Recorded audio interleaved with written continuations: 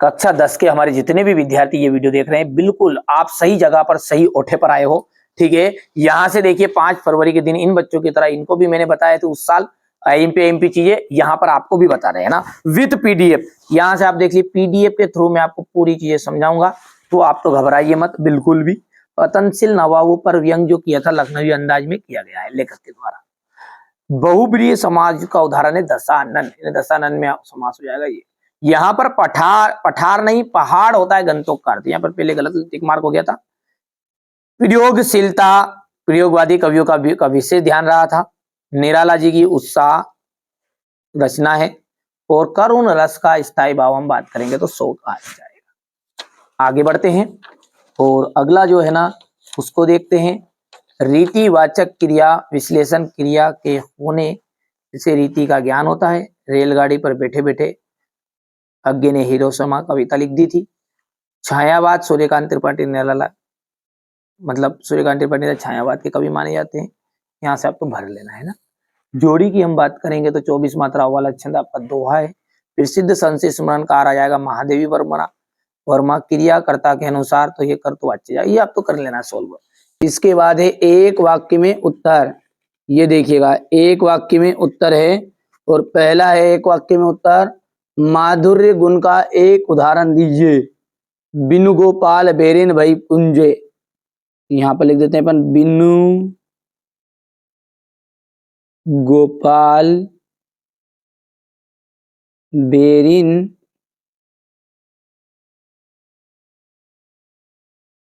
भई कुंजे। ठीक है, क्रिया की विशेषता का बोध कराने वाले शब्द क्या कहलाते हैं? क्रिया का जो विशेषता का बोध कराएंगे उन्हें कहेंगे अपन क्रिया विशेषण।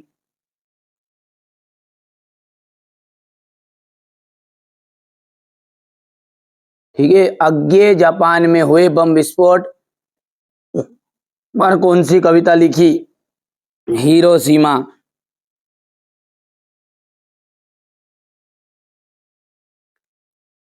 फसल के जादू, फसल किसके पानी का जादू है? तो नदियों के।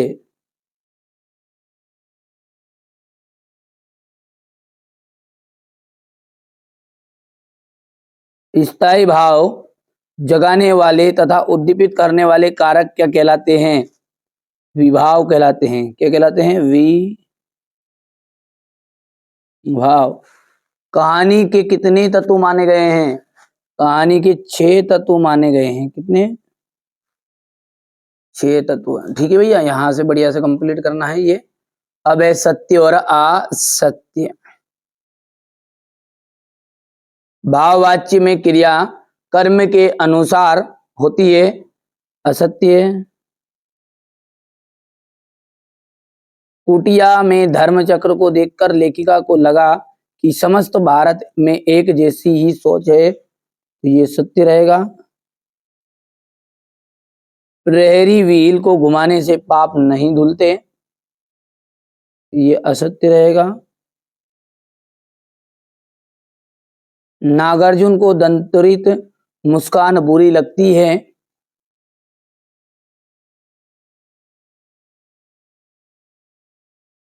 जहां नायक नायिका के विरह का संयोग हो वहां श्रृंगार रस होता है, संयोग श्रृंगार।